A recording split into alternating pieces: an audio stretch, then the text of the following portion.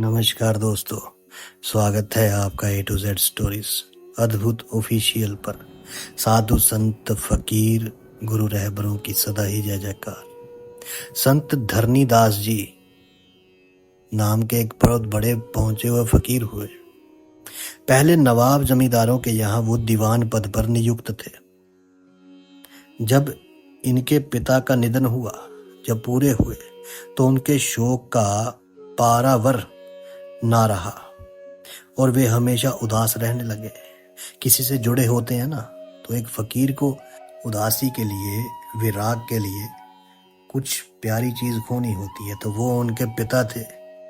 तो एकाकीपन दूर करने के लिए उन्होंने भगवत भजन का सहारा लिया, परमात्मा के रंग में रंगे गए और वे काम के समय में भी भगवत चिंतन में लीन रहने लगे।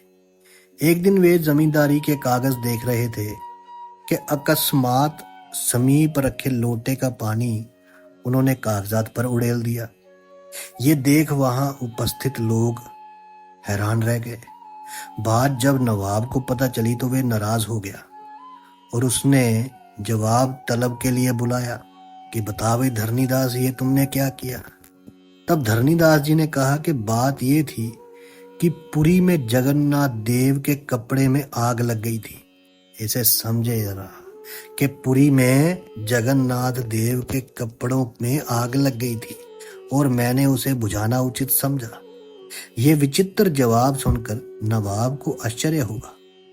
उसने दो सेवकों को सुदूर उसी वक्त जगन्नाथपुरी भेजा। उन्होंने जब वापस आकर नवाब को बताया कि पुरी में जगन्नाथ के वस्त्रों को सचमुच आग लग गई थी और उसे एक व्यक्ति ने एक लोटे भर पानी में बुझा दिया था, तो ये सुनकर कि ये तो बिल्कुल सत्य है, ये जो बोल रहे हैं संत धरनीदास, यहां पर बैठे वहां आग बुझा दी। ये फकीर, ये संत गुरु रहबर ऐसे होते हैं, जहां पे होते हैं वहां पे दिखते हैं लेकिन कहीं भी हो सकते हैं। इसे समझिए, फकीर संत गुरु रहबर हर जगह मौजूद हो सकते हैं। अब जब नवाब को ये बात पता चली तो नवाब बड़ा शर्मिंदा हुआ।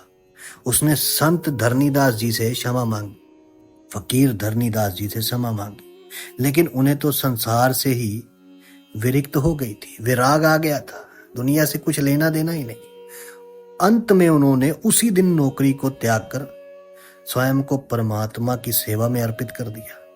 और ये जो फकीर होते हैं, संत होते हैं, जब भी इनको जगा होता है, इसे जगा कहते हैं। जगा यानी कि जागरूक हो गए परमात्मा के प्रति। जब दुनिया में विराग से भर जाओ, ये विराग और भक्ति ये दोनों एक साथ ही आते हैं, इसे समझे। विराग और भक्ति दोनों एक साथ ही आते हैं। जैसे ही विराग आएगा वैसे ही भक्ति आ जाएगी। किसी को भक्ति से विराग आता है, किसी को विराग से भक्ति आती है। तो तब उन्होंने परमात्मा की सेवा में खुद स्वयं को अर्पित कर दिया और उन्होंने ये पंक्तियां कही कि अब मोहे राम नाम सुध आई। इसे समझे कि अब मोहे राम नाम सुध आई, कि अभी तो जागा हूं, अभी तो सत्य में राम नाम की सुध आई है। अब मुझे तुमसे कोई काम नहीं, मेरे काम धाम सब राम से।